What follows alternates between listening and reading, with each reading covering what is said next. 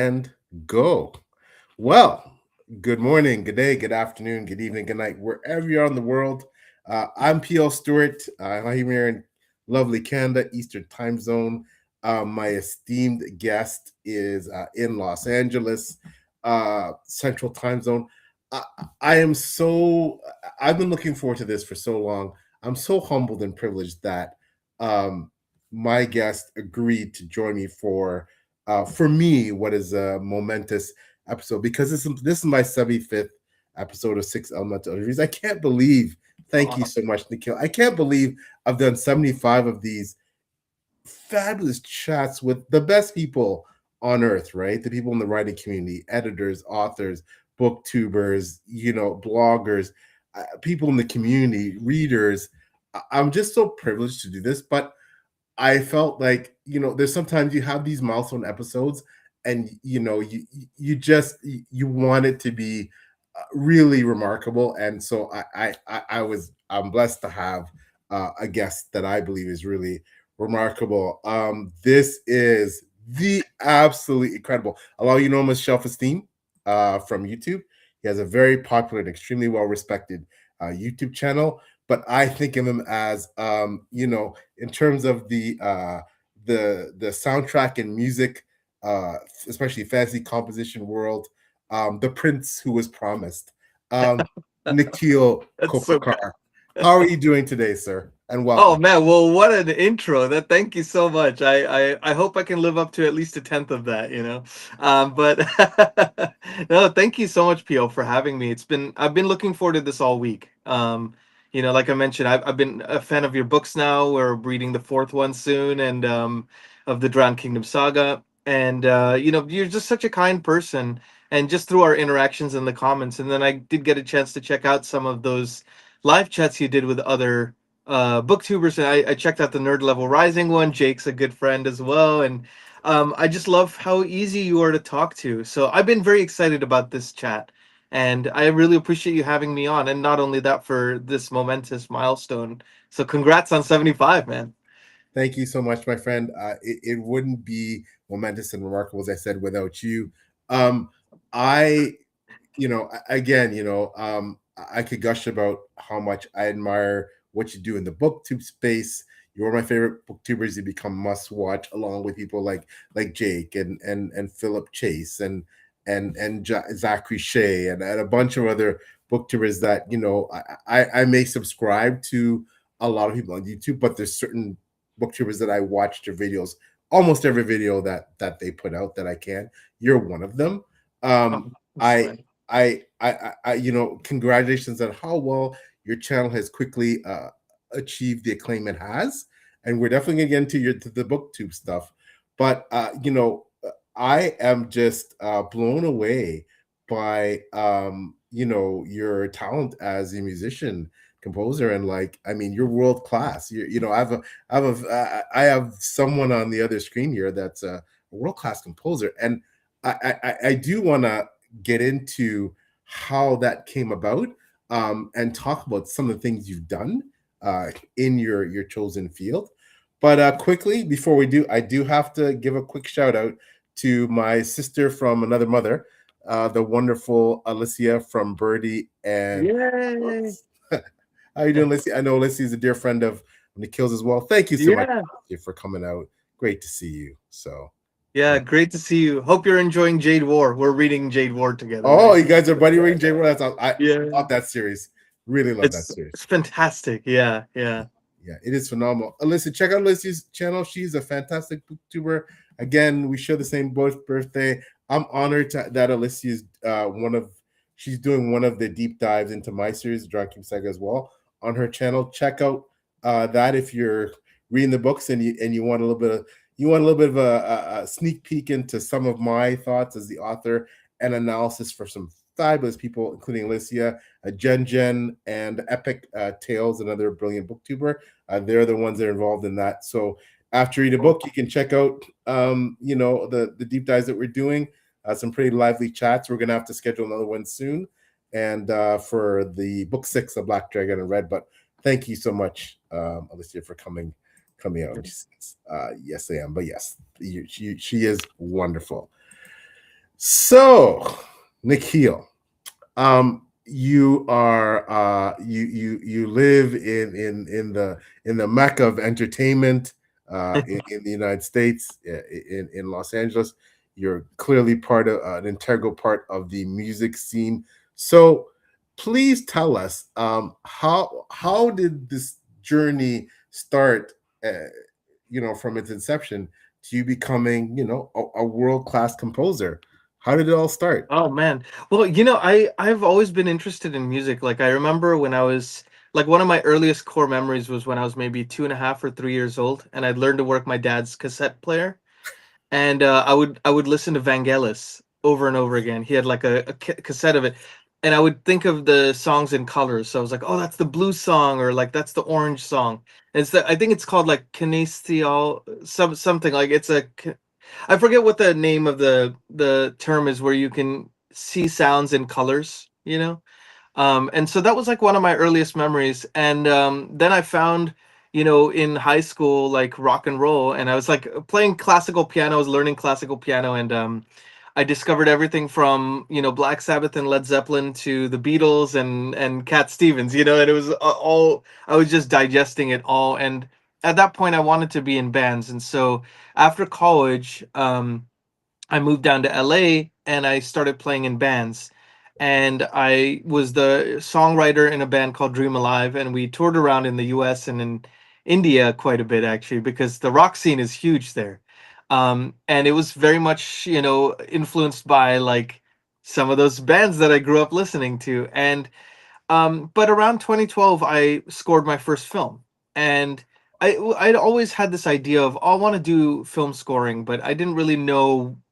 It was a very gradual process of understanding what that even was. And so I got to work on my first film project, and I was like, oh, that's fun. So it was an interesting time where, scores and this rock music was living side by side in a lot of ways. And playing in a band was actually very useful for scoring, because in a band you're constantly listening before you play. You're listening and reacting to other people, like learning how to be very collaborative in an environment that can sometimes be very stressful. Was a soft skill that translated so well to the technical aspects of scoring. So as it went, around 2016, 2017, I kind of realized I'm doing this film stuff, I'm doing this band stuff. I really want to just commit to writing for picture, because I love writing, and it wasn't enough to put an album out every 2, 3 years.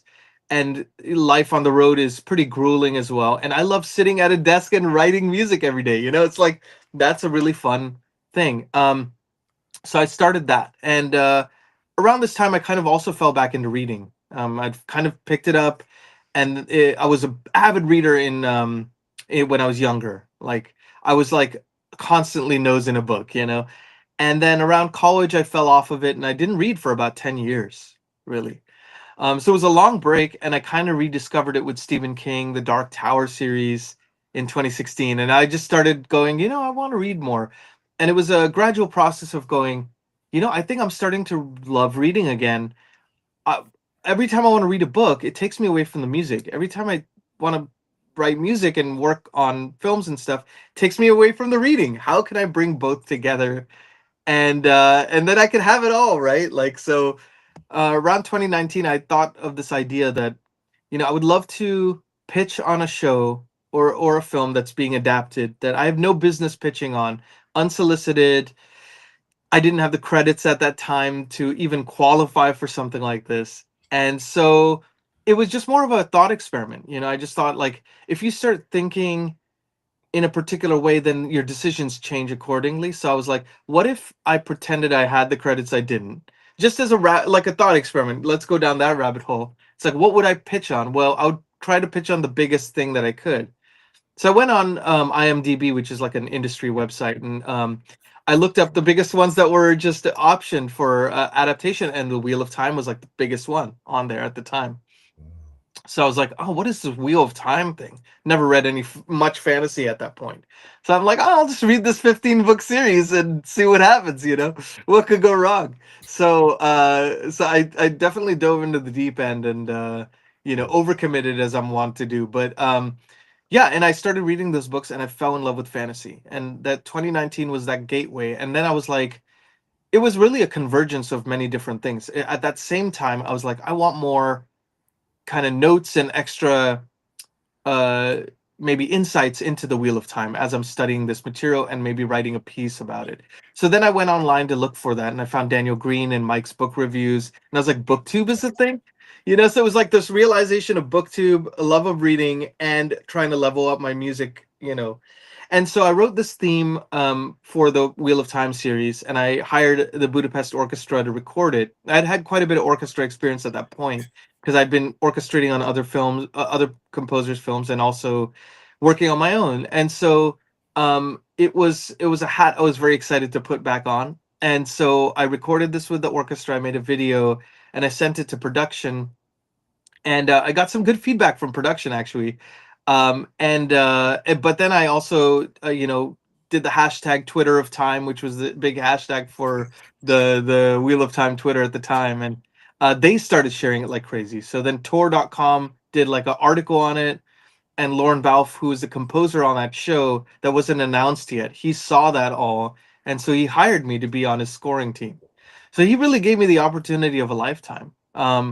And I feel like this story is very long-winded, but I guess the whole thing is very long-winded in itself. But through that experience, I got a chance to write music on His Dark Materials, the HBO show, The Wheel of Time, and I was kind of the resident book expert because a lot of the other people on the team had heard about Wheel of Time, but they hadn't read it yet.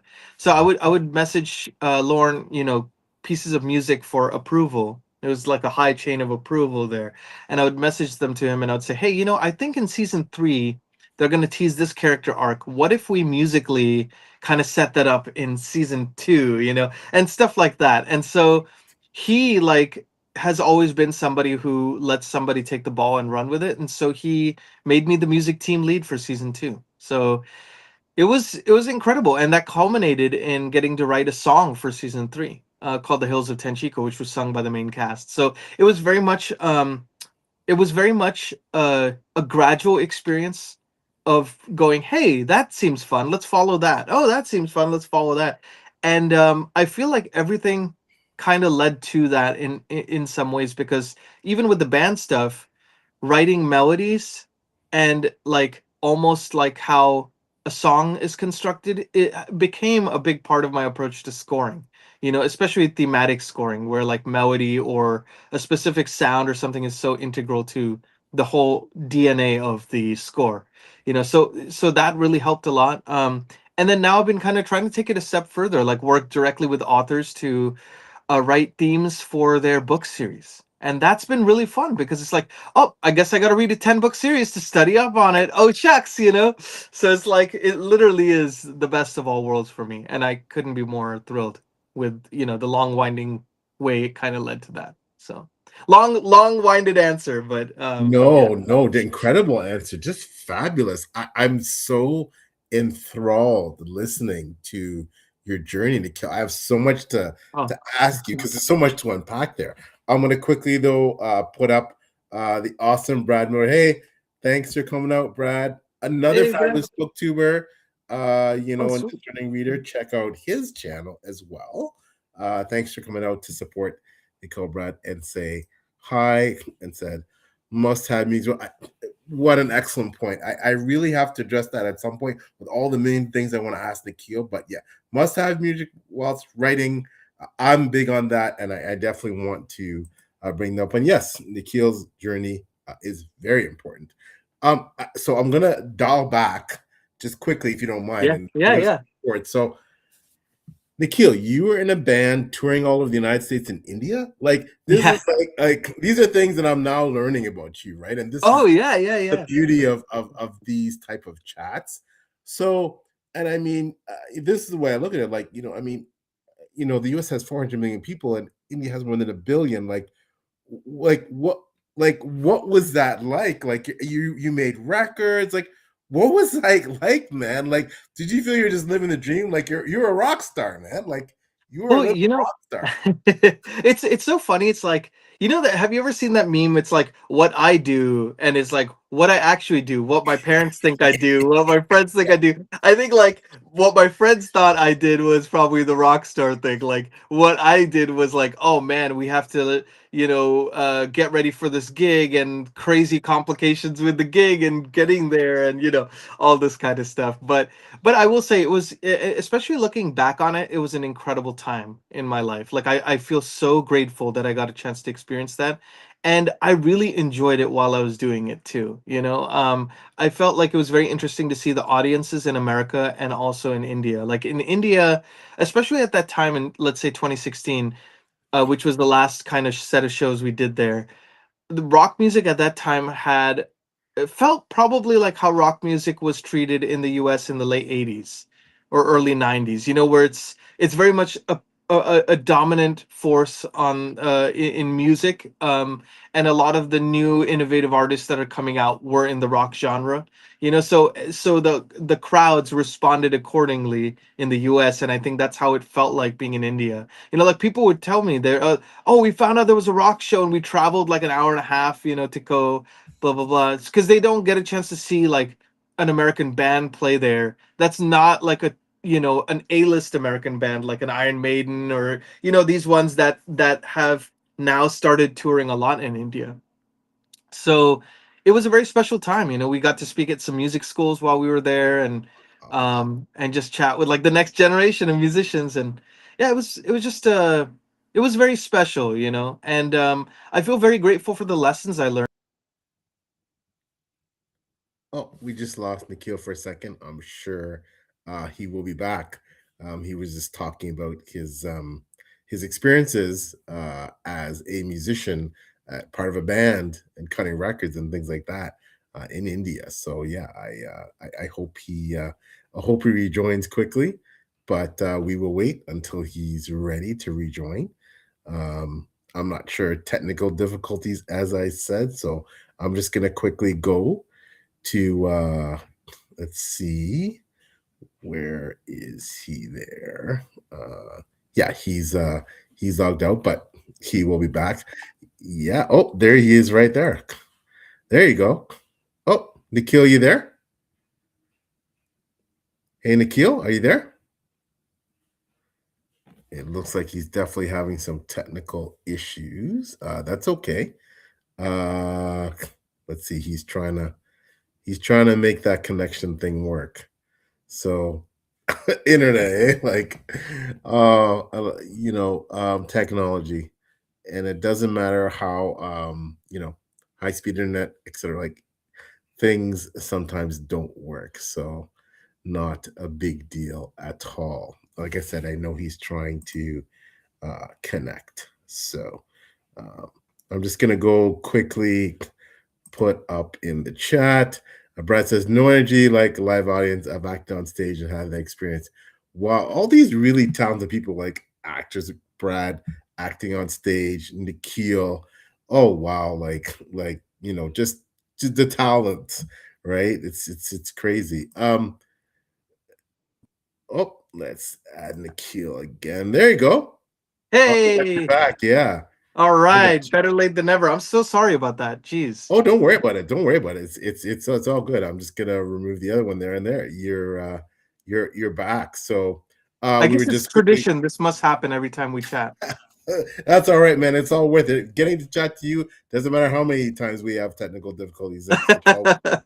Sorry about Um, that. Alicia says, "Have you done?" Yeah. Oh, yeah. And we're gonna get into Alicia. That's an excellent question. Like I said, I'm gonna look back to all that. And Brad had put about music with writing, but I am gonna Oh, look back cool. to Yeah. that. But that's an excellent point. So I mean, you did all this touring, rock band, cutting records, you're living life, and again, and you talk about film as well as music. Again, two meccas of entertainment, Bollywood and Hollywood, right? Yeah. Yeah. And Yeah. and I love Bollywood films. Oh my gosh. Oh, that's Um, awesome. oh, Nice. oh yeah, and I feel like with the being immersed in music, being immersed in film, being immersed in that culture, I think is just so stimulating and rewarding. And you just feel like I think with arts in general, you feel like you're living, right? Yeah. Mhm. And to have your job be the artistic world, I mean, every job comes with its pitfalls, but I just think that, being an artist and that being, your job, whether you're, a musician, a writer, etc., I think that's Yeah. it's just so rewarding. So, and I know you enjoy the experience, but 100%. Yeah. how do you compare being a rock star to being a star composer? Yeah, it's interesting. Like, well, I always feel like, you know, looking back on the being in a rock band and kind of doing that whole thing, I think like one thing I really miss about that is being able to be on stage and connecting with fans like directly. With composing, you're often behind the scenes a lot, and so it's a little bit of a different thing. But I do feel like YouTube and channels like this has allowed for a little bit more direct connection than we could have before. Discord channels and things like that, like the communities that have formed in the last, say, 10 years, really, since those band-aids for me. But is testament that people want one-on-one direct connection, and they are able to get it in so many more ways now. So I feel, at least like from the creative standpoint, I feel very creatively fulfilled now because I get to write in different genres, collaborate with different types of people, you know um and figure out like ways of combining different mediums, whether it be film, TV, games, or even books, right? So it's really fun to be able to have like the variety and get to work with more awesome people. And also, like, I think when you get to write in different genres, or if you start using instruments that you just couldn't use in rock music, it's very creatively fulfilling. Like, I worked on a horror film where I used like Mayan death whistles and like ancient instruments and stuff like that, because we wanted the kind of like the demonic presence that's on this mysterious island to have this almost like older than time itself feel. And so you get to experiment in ways that you just cannot do in rock music. So I still love like I still listen to rock music all the time. I still write songs that sometimes I'll release that are like rock or pop, or something adjacent to that. So it's still very much a part of my life, but I really enjoy the creative freedom of writing for different types of projects now. Wow, that's incredible. Do you feel that culturally, so you in your music, there's a lot of influences from whether it's traditional rock and roll or traditional music from India and that region. Like, are those do those influences come out in your themes and the things that you compose? You know, I think people may hear something in my music that reminds them of that stuff. I don't necessarily actively try to incorporate that stuff, but it's a lot of, how I grew up too. I grew up in a household where, they would have, my dad would have Jethro Tull on the radio, or Bollywood old Indian music from the 50s and 60s, or classical music or soundtracks. So, I was very much an eclectic listener. And I think that stuff got imbued into my writing. Like, a lot of people said that in my little Wheel of Time pitch theme that I did with the orchestra, they could hear some Indian note choices or things that like you wouldn't necessarily expect, which seemed to work really well for the fantasy genre, actually, because there's the Howard Shore Lord of the Rings, which is, like, in my opinion, the apex of fantasy scoring, but very much the traditional aspect of it. And with us seeing in modern fantasy so many different types of stories coming out from different vantage points, different cultural influences, different experiences, lived experiences, you can see that the palette is ever wider. So yeah, I guess I've always been wanting to explore different instruments, different cultures, and that's something that's very exciting to me. And go, like, how can you recontextualize things? How can you take them out of their traditional uh you know points where people listen to that type of music, and make it something that fits in a different paradigm. So yeah, it's really fun to kind of search and explore that, I think. Wow. Okay, quickly. I have to put this question, but Yeah. I apologize, Brad. I'm not going to answer it for me, but I would like Nikhil to answer because it's about him. However, Brad, I put the invitation out there. Maybe you and I, Brad, can do some channel swapping. You can come on my channel. I'd love to interview and talk to you, Brad, and I can come on yours, and then you can ask me that question. But for now, we're going to stick with Nikhil, who was our guest of honor. And Oh, so the question is, the creative process fascinates Brad. And so, would you care to talk, Nikhil, about that process that you do? I presume he's talking sure. about the music. And Yeah, yeah, absolutely. And I would also be very curious on your process, Pio, as well, at some point. For me, I always like I grew up listening to a lot of John Williams, who did, E.T., Star Wars, Indiana Jones, Harry Potter, you name it, right? And that very traditional kind of aspect of scoring. And I remember seeing a video when I was younger of Steven Spielberg and John Williams sitting at the piano and going over an idea for the ET theme, And I just thought that was so cool. The idea of like, hey, the picture is the picture, the story is what it is. But what's the heart of the story, right? It's the friendship, right? It's like and that whole bicycle in the air scene, yeah, that whole oh, sequence. so Like iconic.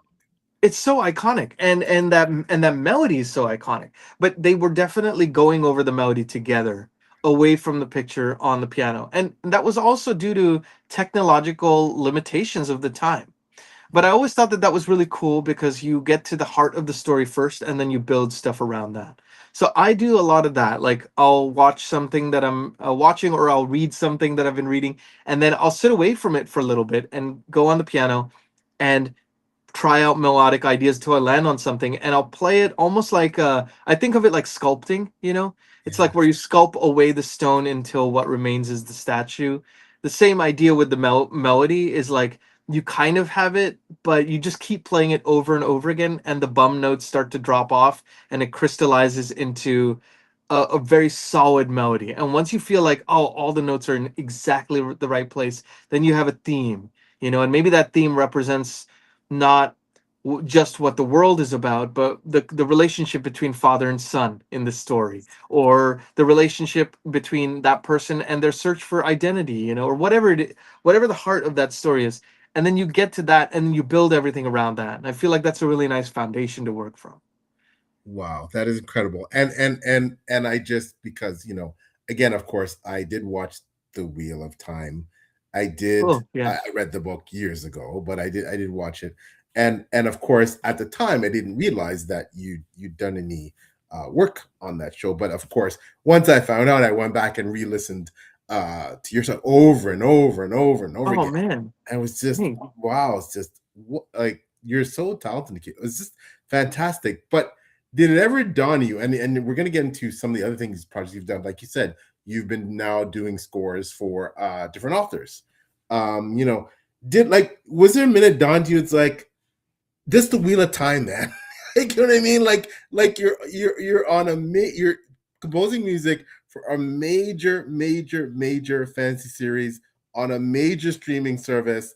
Like did it goes like, was there a moment of like, I can't believe that this is like what happened? Honestly, it was like almost a daily thing, honestly. And it usually, I feel like, when there's so many deadlines and everything is moving at a breakneck pace, it's harder to stop and like remember that.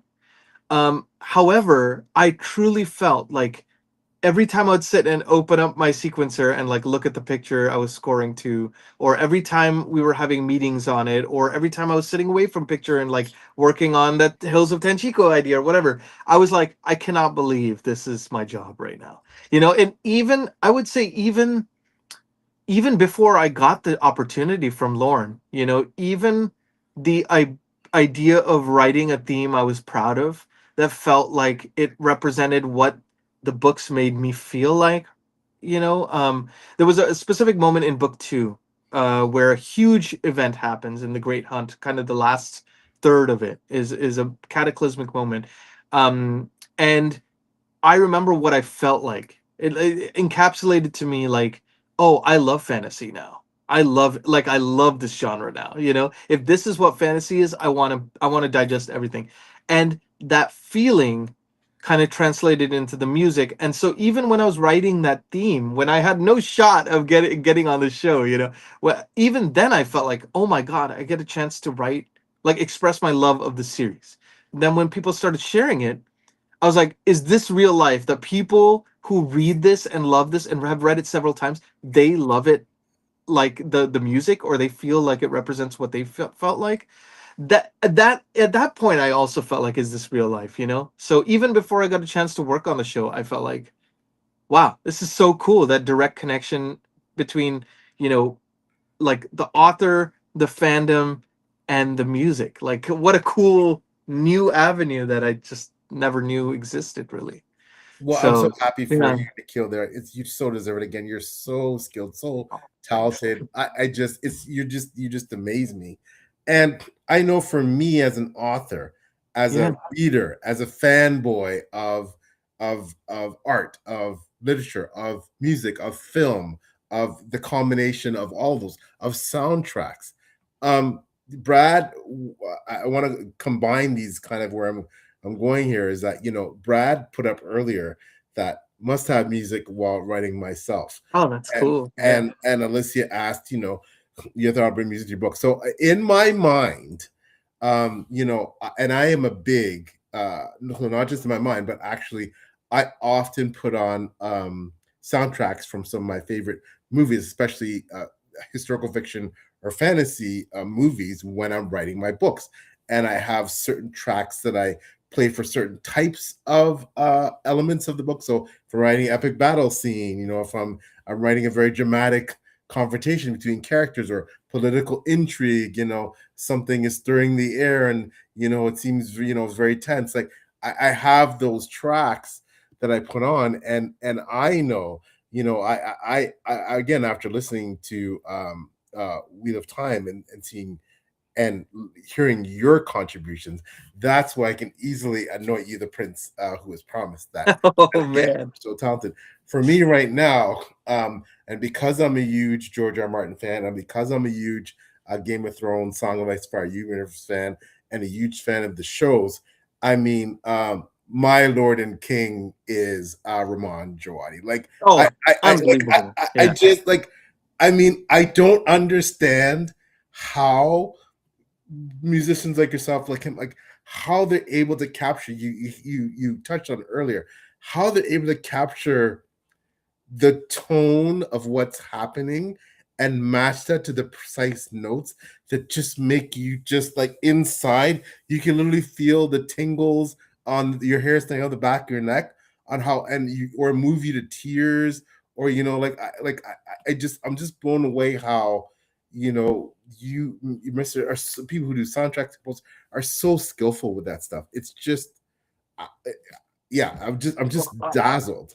I honestly feel that about writing, like the written word. I mean, the written word can translate uh feelings, emotions directly into the listener's heart, or to the reader's heart, um, and change people's mindsets, their way of seeing the world, the way of seeing themselves. So I feel the same about the written word, man, and what you all do. To me, it's like, I think of it as, music is just another way of expressing that, right? Like, it's like the written word is using language, and maybe music is another language in itself, and to become fluent in it, and to, like, immerse oneself in it, you eventually become fluent in it.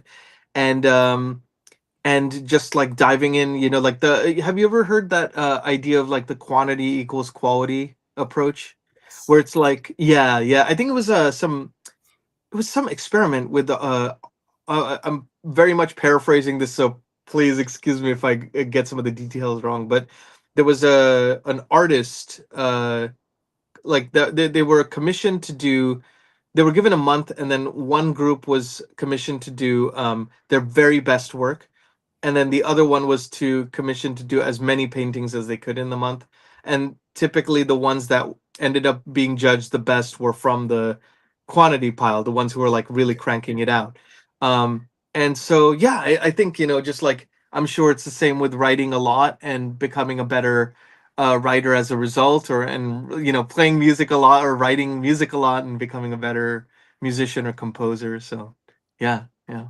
Well, I mean, and again, I feel that I have been blessed by listening to composers such as you, composers Rahman, Jawadi, all the great composers of all of these incredible the soundtracks from these films. Like, I mean, I can listen to the soundtrack for Gladiator, for example, which is my favorite movies of all time. I can listen to Yeah. that all day, right? Oh yeah. Oh, Um, totally. and talk about if you want, a stirring battle scene, you want something to get you pumped up and like make you want to, like grab your sword and run into battle. Like that's, do you know what I mean? And but that's what, as a writer, what you and your fellow composers do for us, I think. And I think Brad touched upon that earlier. So now he also says, I'm old school, Nikhil. So is there a way to get your music on, wait for it, CD? Now you're Yeah. rocking old school, but you're showing your age like me. You're that generation. So I still have CDs lying around. I'm like, I finally have someone who wants a CD. Wow, I haven't heard that in a while, you know? Yeah, I actually do have some CDs of a couple of different albums. Um, but I think they're available on my website. So, which is, fantastic. yeah, Nikhil, Nikhilk music.com. Yeah. There you go, Brad. You can use some of that for your next the next epic scene that you're writing. You can have Nikhil stuff going in the background and to help you, definitely give you some inspiration. He just mentions I have over 32 hours to date, a playlist called Writing Stuff. Yep, Oh, I have that's cool. a playlist, mostly what's been called trailer music. Yep, me too. Yep. Whole scenes of birth of my mind. I have this. Yep, I have. And like I said, oh my gosh, how can I forget his name? Ludwig, is it Oh, Goranson. Yeah, yeah, yeah. Graston, um, Miller, Jawadi, like about maybe 5 to 6 composers that, yeah, their stuff is just, it's on a loop, right? Constant rotation. Yeah, yeah. Yeah, and I just, yeah, it's just been amazing. Oh, that's so kind. Right, so PL's, I've been reading your first book in series, the Gladiator soundtrack. Oh, Did yeah, okay. yeah. Well, thank you. Totally. I'm honored. Thank you so much, Brad. The beach scene. Oh, yeah. Yeah, yeah, yeah. That seems to be one of our more popular fight scenes. So, Oh, I love that scene. Oh man. and Yeah. and I mentioned this. I don't want to get too much to me, but I never set out to write. Not that I didn't set out to write good fight scenes, but I never thought it'd be something I'd be lauded for amongst all my. Right, I thought if people were going to really appreciate the writing, the world building or Yeah, the yeah. drama, the political intrigue. But I'm humbled that people like my battle scenes. But I owe that to people like you, Nikhil, composers who I honestly think that list of soundtracks has really Wow. helped me frame, the dramatic, the tension, because for me it's all about the build up, right? Like the fight scenes, the choreography of the actual scenes is one thing, but I think for me it's much more the build up. Like when these characters or these armies are going to clash, it's much more about what happens before, and that's where the soundtracks really come into play. You know, I that's a really good point, man. Like I feel like art begets more art, you know. It's like each thing can influence another thing. And I feel the same way with books, right? It's like books have become such an influential part of my music process. And in fact, it feels like they shouldn't necessarily influence each other, but it really does that way. Like oftentimes I get most of my music inspiration reading, you know. It's just something about the written word. It like feeds my imagination in a way that few other mediums can, you know. So Wow. yeah, it's really cool how that works, isn't it? That, you Yeah, know, we it can is. all influence each other, and that's the beauty of art, really. It's a conversation, you know. Yes, please let's all keep art alive because it Oh adds yes. so much to our life, so much to our culture, so much to our very human existence. So we need to keep it alive. Now, Nikhil, I talked about, okay, the wheel of time. But as you said, you've also now gotten into doing soundtracks for authors. Can you tell us a bit about what that's been like? How did that, you dovetail into that? Who are some of the authors that you've done this for? Can you speak a bit about that, if you don't mind? Absolutely. Yeah. I mean, I really appreciate you asking. You know, I've been trying to figure out ways of connecting these different worlds, because I feel like when you connect different things that don't necessarily have an obvious through line, you can get some interesting ideas flowing. So I love thinking about these things. And for me, you know, books mean a lot to me. It's been a big part of me growing up, and I really wanted to connect that with the musical world. I When I was approaching the idea of doing book soundtracks, I ended up connecting with a company called the Black Piper that did the Cowden album for Brandon Sanderson, I think 10 years ago, and they wanted to do something with Brent Weeks for the Lightbringer series. And so they wanted like Brent Weeks wanted an official companion album for the Black Prism, and so they asked me to do an official Lightbringer theme. And I read the first couple books because I really believe that, like, in order to write it, you not only have to see who the characters are but where they're going. Yeah. Character arcs are a huge part of it, and that becomes you know a big reading commitment. But I love it. I was going to read those things anyways. So for me, it's been a joy to, like, dive in, understand the through lines of these characters, and then try to make something that either encapsulates the characters, the world, or some specific theme that the characters represent. So in Brent Week's case, I did a Lightbringer theme that represented the series as a whole. In Philip Chase, who is a dear friend to both of us and author of the Edan series, Yes. he wanted also something that would encapsulate the series as a whole. So I read all three books at that time that were out, and got a real sense of Dayraven's through line, and then kind of wrote something based on that. And what I loved about the series is that it's a little different than typical fantasy, the Celtic fantasy that you see. And it pulls from a lot of influences from his days in Nepal, and in the spiritualism of Hinduism and Buddhism. And so I tried to incorporate instruments from there. So I had a nickel harpa, which is a very traditional Yes. a Nordic kind of instrument, but then I also doubled it with danpura, which is a very traditional Indian instrument. Stuff like that. So you can't tell where one culture ends and the other one begins. It's kind of where you get that musical confluence, which I think makes it feel like it belongs in that particular fantasy world and not in, like, insert fantasy music here. Yeah. It's like, and so, another part of it was sometimes using in-world language. Like in Philip's case, he wanted his song of the origin of dragons as a part of it. And so he graciously gave me the pronunciation so I could actually pronounce it right, and then I recorded a bunch of myself chanting it in different mic positions to really capture, like, what it would sound like of a room full of people chanting this origin of dragon song. And so it was an opportunity to really go deep into the world. So my approach, at least, has been, I don't want to do just, unless it's something that they want like an album of music or something. I don't. If it's a one-off, I don't want it to be like an ambient background music that Yeah. Yeah. is just something that, like, you could interchange it with any other fantasy music. To me, it's very important to, like, really understand the world and then go. If this was to be, let's pretend it was adapted for $100 million film. What theme would it get if it got the theme it deserved? Like, that's what I want to shoot for. Whether I get there or not, like, at least shooting for that, I think then we can have something that feels like, oh, this is like how I look. I look at, I'm sorry, I'm jumping all over the place, but just No. kind of the philosophy of it is, like, I look at companies like Broken Binding and the love and care they put into the art and the artists and the art designers and everybody that are involved in that. It's like that curated feel. I want to capture that musically. And I think the only way to do that is to do the research and to really get to know the books intimately, and go from there. So the recent one I did was the Mercy Saga for Chance Dillon, Yes.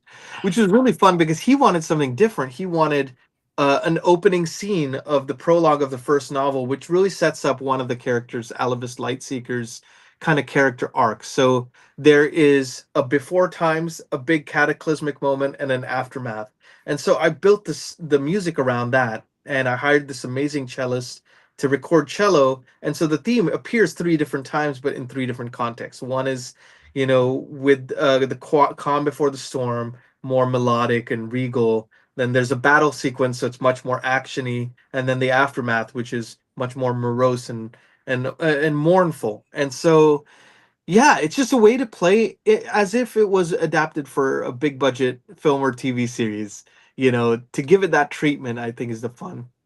Oh my gosh, those authors are so blessed to have you, Nikhil, um, to be able to do that for them. Like that is just wow. They're so lucky, And I know for a fact, I've spoken at length to Philip about how much he adores the work he did. I think it's pinned. Oh man. I think it's pinned to his YouTube channel.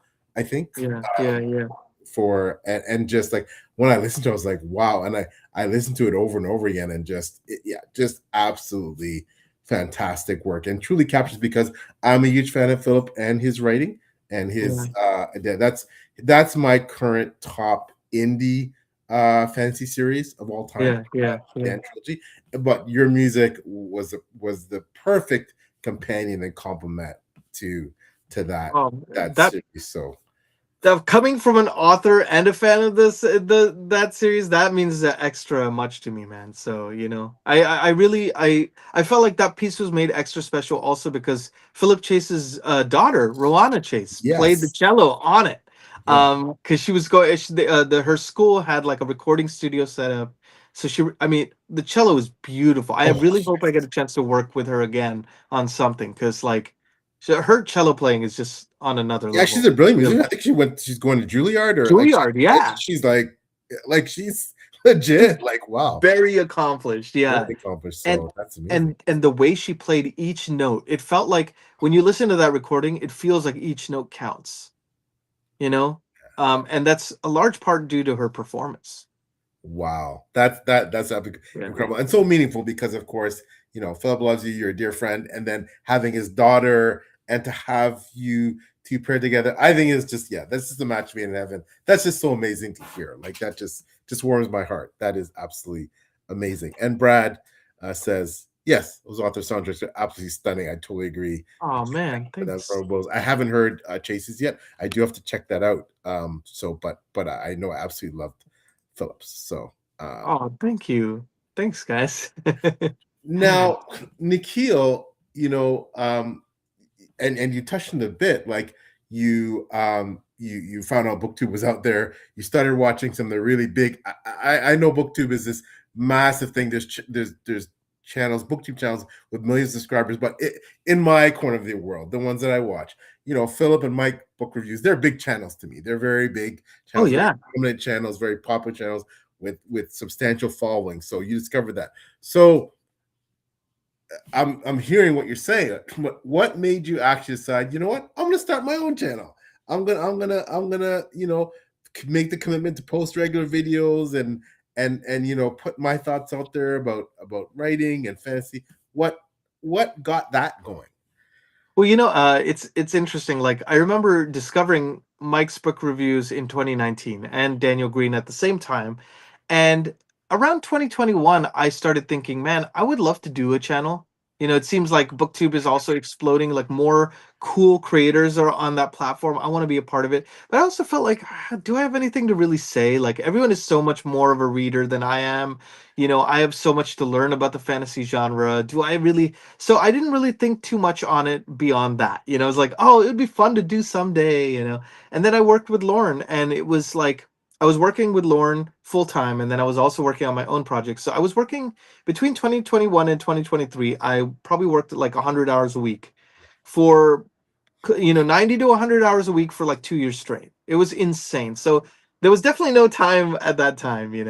Um, and then around 2020, end of 2023, I left Lauren's team and I started kind of going like, I want to still do this whole idea of like the booktube channel. What can I do that would like feel maybe a little bit different? And I thought, okay, maybe I could speak to some adaptation related things or just let people know of what I'm working on musically that is also book related. And I was trying to figure out how to tie things together. And I think that gave me a little bit more um confidence to go, okay, maybe I'll try it. It's like worst thing that can happen. I tried it, it didn't work for me, right? But you never know until you try, kind of thing. So that was one impetus of it. The second thing was I've always had a love-hate relationship with social media. Like I love watching it, but like the idea of creating videos has always been very very much a barrier for me, especially on the music side, because it's like such a career oriented thing. So I thought to myself, maybe if I make a bunch of videos for BookTube, it's like less pressure because it's the book community. Everyone's so chill. We get to talk about the stuff we love. We get to celebrate other people's works. It's not just about like me, me, me. And I always feel a little weird about doing that kind of thing. And so I was like, this is a great way to get better at and also enjoy the process of creating video, which is I knew is going to be a big part of my career thing, but like to be less camera shy, be better at speaking to camera. I wanted to get better at that, so I thought booktube would be a great way to do that. And then once I started, it was like, oh, that's what I was worried about. It's like once you put that first video up there, you go, oh, all right, I've done it already. Now it's easier to kind of get the momentum once you start, I guess. So Wow. Well, yeah. we're very happy that you ended up doing it. It's added so much to my life. I know it's added so much to the lives of a lot of people are part of this space and enjoy watching booktubers. I love what you do, Nikhil. I'm a big fan.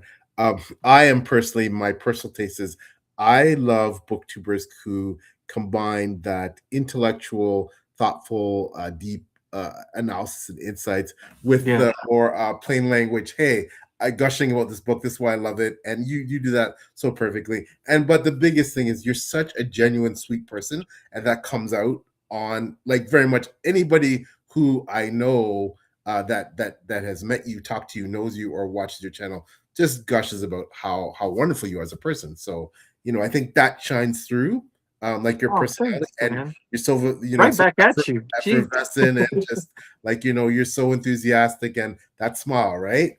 So I think so that's like one of the reasons why you're one of my favorite booktubers. And I think the other thing is that is you're you are kind and thoughtful, but you're also honest. And when something isn't working for you or you don't like something, you're not afraid to say that. And I think integrity wise, that people know that you're someone of integrity, and that means a lot too, right? You're someone they can trust for frank feedback about why someone may or may not like a book, and why, and we know it's all subjective, but why a book didn't work for you or did. So Hey, thanks, man. That means a lot. It's also a very interesting thing, like with the booktube space, because I know it's difficult for a lot of people, I think, to like be able to figure out how to say something, about a personal thought on a book, because, like you said, it's subjective, and you don't want to come across as tearing anybody down. At least for me, it's like I never want to denigrate anything. If for me, it's always just like, oh, personally, this didn't seem to work. Hey, maybe the only way you can find out is to really try it. But this is what I thought about it, and blah blah blah. And so, because it's like the arts, whether it be writing, whether it be music, it's freaking hard. And I applaud anyone who like does it with the gusto that they do it, to really put themselves out there and like express themselves. So I personally, like, I never want to tear anyone down, or that's just not my you know my way of doing things, I guess you could say. But no, clearly, Nikhil, you that's not know you, and you're also respectful and measured with your feedback if it's not going to be a positive endorsement. So no, I don't think anyone would ever think that about you. And but like I said, love watching your channel. Oh, It's thanks, become man. very very popular. How have you like? Is that what you envisioned when you like? How do you feel about how well your channel's done, and the following you have, and like how do you feel about people who are waiting for your next video, and like like how do you feel about all that? Honestly, I guess I don't really think about it that way. Like, to me, and it's like that one thing where in a the way maybe something is perceived, and then the way we perceive that same thing, like being in it, is going to be a little different. Like for me, it's like, oh, I'm just a tiny channel doing my thing. I don't necessarily even, I'm just grateful that anyone wants to watch me blather about books, or like anyone wants to have these conversations. And I just feel like the booktube community has been so welcoming, and it's one of my favorite parts of life right now. It's like the thing that, like, no matter how hard a week is, I feel like this is a rock. It's a foundational thing. So I feel very grateful to be a part of the conversation. I just feel, yeah, I just feel very grateful to be here. And so yeah, I don't know where the channel will go from here. All these algorithm things, they're always up and down. So I tried to just focus on like where can it be the most fun? Where can I, if I feel like gushing about something, I'm gonna gush about it, and like that's kind of how I've tried to approach it. Um, and yeah, it's been genuinely a blast. So Well, I'm happy to hear that because mm, it's been a blast for us to watch you. And I think it's your genuineness, and and I think you know, again, you are already popular. Like, but yeah, I feel like the booktubers who, they're not just chasing clicks, they're not just chasing, subscriber counts. They're just focused on the content, and things will. It all comes right. It comes yeah, eventually. For yeah, some people, faster, slower than others. It's the same thing with writing, right? Some writers may take off right away. Some may have relative obscurity for years, and then suddenly the books take off. It yeah, just all yeah, depends. But the main thing is you put out the best content that you can, and you yeah. enjoy the experience and the engagement and being part of the community, and everything else will just come together naturally, right? So Absolutely. Yeah, I think like and I'll be curious your thoughts on this PL as well as it applies to your writing as well as like the idea of the process versus outcome thing, it's like there's always that tussle for any artist, right? Like the idea of how to look at metrics and measure things and improve upon them, but then also like how to just be in the process in the moment, whether it be the booktube channel that you have and or the writing itself. well, thank you. I'm quickly going to say thank you so much, Yeah, yeah. Brad. You're so kind. Yeah. And that was a key Oh, point that thanks, I think man. came out is fun, right? And I have to give a shout out to the wonderful Joe Byrne.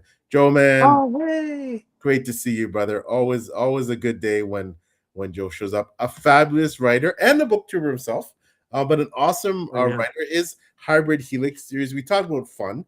So if you want a series that has depth and yet is fun, I haven't read. I'm not really, frankly. I think for me, the one thing I want to quickly say about Joe's books, like I am not a big like role playing lit RPG RPG, like those type of books are not normally my fare. I absolutely loved Joe's for book, which I read, Wistful Ascending, and of course his Hybrid Helix series. I think is pretty well one of the most popular indie series of that milieu right now. Yeah, So yeah. you're missing out, and it's one of those things where he's writing a bunch of them, and he's very prolific. You don't have to wait long for the next book. They're like I said, they're just so fun and surprisingly deep. Space bears, like he's a great writer, but he's an even better guy. He's just Oh, fast. that's awesome. So I, thanks so I'm much. really excited to get to those books. You gotta read. You Hopefully gotta very soon. you Yeah, got yeah. I have to get back to this series. I've been woefully inadequate in getting back, but I will be getting back. And Joe says, if you can't control the outcome, yep, you must control how much you enjoy the process. There you Yep, go. no, Yeah, fantastic. Yep. Oh, couldn't have quick said it better. greeting to the awesome Max Garfield. Max, it's Yay! coming up, brother. One of the smartest people in this space that you're ever gonna be, one of the most Oh well yeah. read, and one of the most knowledgeable, especially on the historical end. Unbelievable depth of knowledge. It's like anytime we talk about anything, he always has five incredible curated recommendations in that very niche topic. It's amazing. It's awesome. Mac is on another level. Yeah. He's one of those big brain energy type people that I would say. I'm gonna have the pleasure of sitting down and talking to Mac on Six Elementals in the future. So watch for that. Woo. You're gonna get a lot of insights. I'm sure some great recs. So make sure that you tune in when Mac is on. And oh, Heidi, great to see you. Thanks so much for coming Hey, on, Heidi. Heidi. Appreciate it. Another wonderful community member. Always here to support people in this space. So thanks so much, Heidi, for coming out. And no, Joe, it's the truth, brother. It's the truth. Oh, book 9. You're on 9, man. Whoa. Wow, that's fabulous, man. I got You're some catching cranking up to those do. out. Yeah, I got some catching up to do. You're cranking those out, man. You're cranking those out. But I do definitely plan to. I have a kind of a little shelf space reserved for Joe's series when I finally get back into it and start catching up. So, yeah. So, I mean, I think Nikhil. I think the other thing is that when it comes to the marriage of music and booktube and Yes. reading and the whole artistic vibe, what is it like to, again, now you're in Los Angeles, man. Worldcon is happening there near the end Yeah. of the month. I'm not sure if that's your first big con, if you've been to lots of them before. But I mean, like I said, you're in this mecca. So what's the environment like to be, and especially I'm sure it's really helpful for your job to be, to be in Sure, sure, LA, yeah, right? Like yeah. like what's it like to be in, and what are the kinds of things that you experience, or things that you think that you get to advantage by being there where you are?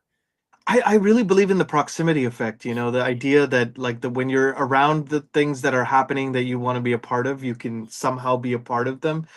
So I feel like LA has been a really great place for me in that way.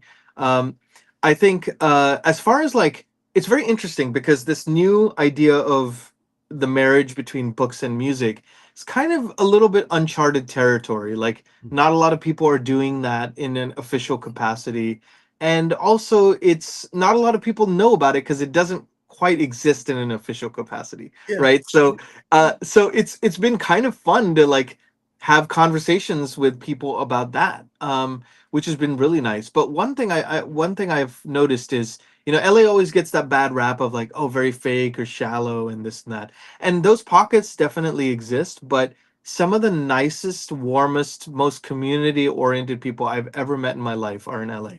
It's that kind of point where I've always thought like, oh, what would it be like to live elsewhere in the US? And I always romanticize that idea of like, oh, get a cabin in Washington State or something. So it just would be so nice to be in nature. And but the community here is just so strong. The community of composers is strong. Everybody's here to help each other out, which is really really nice. I feel similarly about the composer community in LA that I do about the booktube community. It's that kind of a feeling, familial, warm, giving, and generous. So that I've really enjoyed quite a bit, and also from the film and TV standpoint, everybody is here, so it's just a great way to like meet with people that you don't normally get a chance to meet, whether it be accidentally at an event, of which there are so many. You Yeah. could go to an event every day of the year and you wouldn't be able to catch everything. So it is that kind of. I remember when I was doing the awards campaigning for Hills of Tenchico last year, I calculated out how many events I went to in that year, and it was like around 150. It was What? crazy, man. It was like I was going to two a day sometimes. It was just absolutely absurd because like the awards campaigning is such a time suck because you're constantly out there, again, proximity effect. So and there are a lot of events that are going on that are award centric, or ones where a lot of TV Academy members are hanging out, stuff like that. So you're just going to things all the time. This year, I'm definitely practicing exercising moderation a bit more, but the fact that the option exists is really nice, because I don't see that anywhere else in the world. Like I remember I used to live in San Jose before I moved to LA, and I'd mention music, and people are like, "Oh yeah, yeah, music, yeah. I think I've heard music before." It's like it's like that kind of a feeling. So it is nice to be around a bunch of people who know what you do, and also you can kind of go through it together. You know. Wow, you must have like five tuxedos. You'll need that much in your closet, and This is my wow. Tuesday tuxedo, not to be confused by my casual Friday tuxedo. Exactly. Oh my gosh.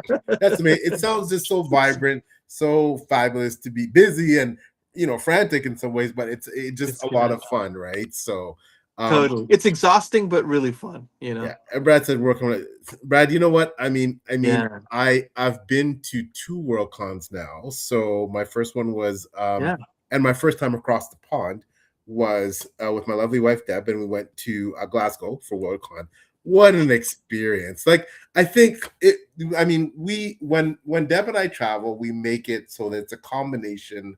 If it's for like a PL store thing, writing thing, we also make it into a vacation. So we always That's go when we wonderful. travel and we sightsee and we do. That's part of it. That's built into the trip. So wherever the actual event is, we'll go outside of that and we'll get around and see some of the country or the city or wherever we are. And it was just but the biggest thing was just, we got to spend quality time, romantic time in some beautiful spots, seeing Scotland, which has a special meaning for both of us, heritage-wise, but also and spending time together, but also seeing all these friends online that you form these genuine bonds with, and you get to see them in Worldcon. Like That's people so from all cool. over the world that you've talked to online, these friendships, and now you finally see the person, you get to hug them, and like that was just. And we spent just most of the day, every few seconds, like you think you're gonna get to all these panels and all these events, and Yeah, you yeah. spend the day just meeting people, hanging out, talking, coffee shops in the bar or whatever. It's just like, yeah, for me that was my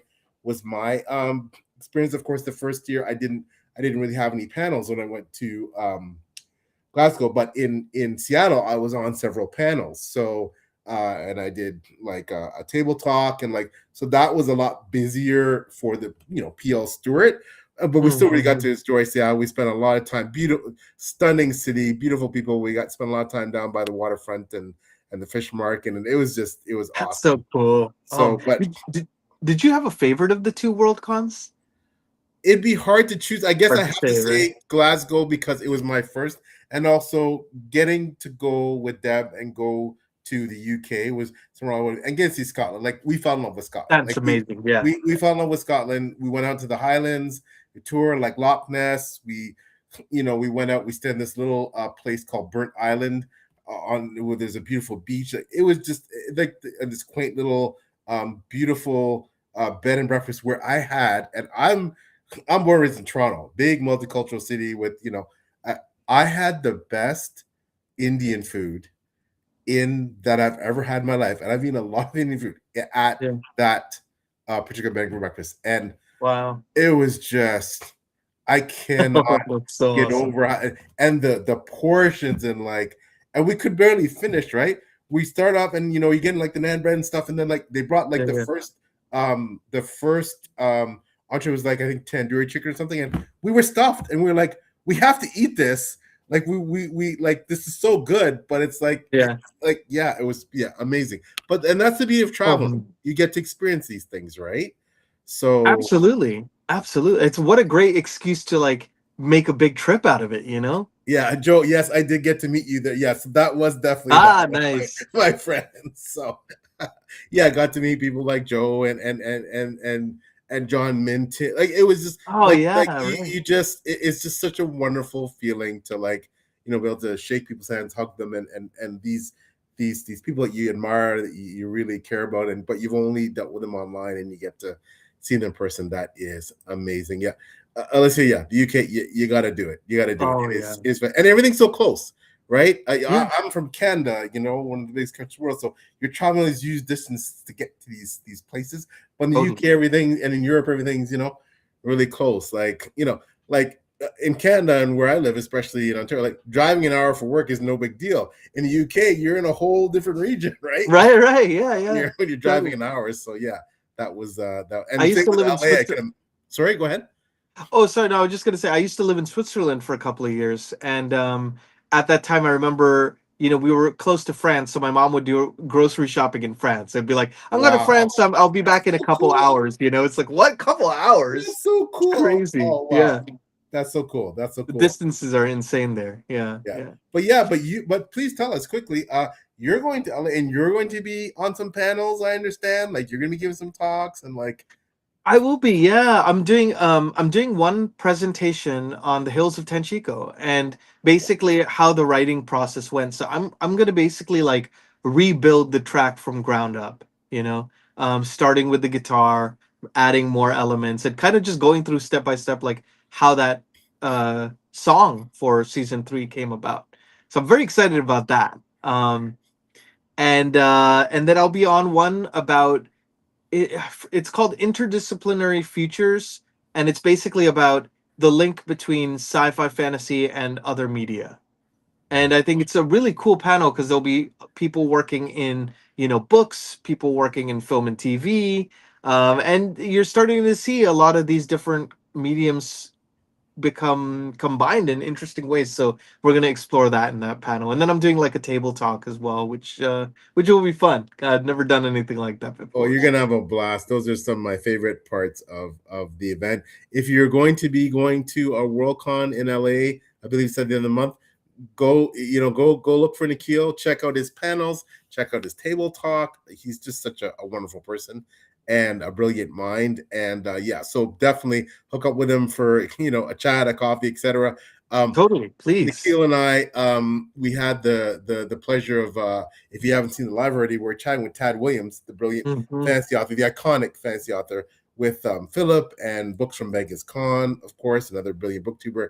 We're all Yeah. chatting, and what was great is to see Nikhil and Tad connect because they're both in the same area. So I'm sure they're going to meet up at Worldcon, and it's So just yeah, those yeah. amazing things that come out of being part of this community. So I can't wait to hear about see all your photos, Nikhil, and hear about your Worldcon adventure. Oh, thanks, man. I wish you could be there too. I'm so looking forward to meeting you in person at some Oh, point. me too. I cannot wait, my friend. Hopefully, Mm. Montreal next in Canada next Yeah. year. I'll probably be there. If Yeah. I think that this would is be gonna be the first of many. You know. that would, So. yeah, definitely. And let's see, yeah, for sure. Let's see, was out on the West Coast in the BC area, more your end of the woods, but north in Canada. Hmm. She was out there, and she met up with Epic Tales, another brilliant book tour. So yeah, next time you're Yeah. up Yeah. there, we'll have to meet up. And she says she's hoping to come out to LA next year. So maybe Oh, please let me know if you do. Hell there, yeah, that would be great. that'd be amazing, and you guys will get to meet. So that's Yeah. cool. Nikhil, you have been so generous with your time. I don't want to keep you. I know you're so busy, and to make time Oh, to come and chat to me on my 75th episode of Six Elementals has just been so special. It's really like wow, just I can't say enough about how much I appreciate you doing this. This has oh been man. just wonderful. Feeling is mutual, man. I'm so grateful that you would invite me, and then that too on such an auspicious occasion as your 75th episode. Like, congrats. That's huge, man. And yeah, you're just a wonderful like beacon of light in this booktube space. Seriously. And I love your books, and I just think you're an awesome person, man. So I'm so excited that we got a chance to chat. I was like looking forward to this all week. So thanks for having me, man. Thank you Seriously. so much for coming. I feel exactly the same. This is amazing. I can't wait to meet you in person. Now I'm really stoked. Quickly, Yeah. Joe says, "Oh, Montreal. There you go, buddy. We'll Woohoo! see you Awesome. then." And Joe's a great guy to hang out with. He's a blast. He's Sweet. a guy you want to party and hang out with for sure. Hell And yeah. Max says that's awesome. And Brad says, "We wait those cons exhausted getting those panels." Yeah, and you know what? Quickly, when it comes to the con, you go at your own pace, especially if you're your first one. They can be kind of overwhelming too. As amazing, Sure. there's a Yeah. lot going on. So Totally. kind of pick and choose, your spots and pace yourself because there's so much you can do there, and there's a lot going on. So you're so sweet. I would say thank you. Like I said, my sister from another mother, and Max Garfield. Yep, love Mac. Love what Mac is amazing. Love what your embrace of story music. So listen, as we're signing off, Nikhil, I'd like to quickly give you first an opportunity just to let people know where to follow you on social media, where to listen to your amazing compositions. Clearly, if you've watched The Wheel of Time on on Amazon Prime, was it Amazon Prime? Amazon Yeah, Prime. Yeah. Yeah. Amazon Prime. If you watch it with Amazon Prime, you can catch a music composed by my wonderful guest here. So that's pretty incredible. But yes, please tell us all your social media, your YouTube channel, where we can Totally. subscribe to your awesome channel. Anything else you'd like to say to boost what you're doing? Oh, absolutely. Yeah. So if you want to subscribe to my book channel where I talk about books and really book adaptations and music and everything in between, that's called Shelf Esteem. So I'm love a good pun wherever I go. So I had to put it in the title. But Shelf Esteem is the channel. And then if you want to connect with me on socials, I'm pretty active on Instagram at Nikhil K Music. And yeah, I would love to chat with you about anything. So please feel free to reach out at any time. And for music, you can find me on all digital platforms, really. On Bandcamp, you can find me as well if you want to purchase like digitally, or if you want to stream, you can find me on Spotify or even Tidal, which I'm kind of recommending to people now because the audio quality is far better. And they've taken an anti-AI stance, which I think is really wonderful because I know Spotify has become very much inundated with AI albums now. So I try to steer people to Tidal now, if that's of interest. But yeah, I'm available everywhere, and can't wait to connect with you all. That's fantastic. Yeah, and I really admire that, Nikhil. Yeah, yeah. AI as artists, I think most of us have very definitive views about AI, and that Yeah, um, real art, no matter what venue, is where it's at. So 100%. AI has its uses. I'm not trying to say it doesn't, but let's also keep pure artisanship alive. So. Absolutely. Here, here. So quickly, I'm Peel Stewart. This is the channel, Draw Kingdom Saga. That's the series as well. 6 books out in the series, in the 7-book series. The 7th one, entitled Sure Steel, will be released early in 2027.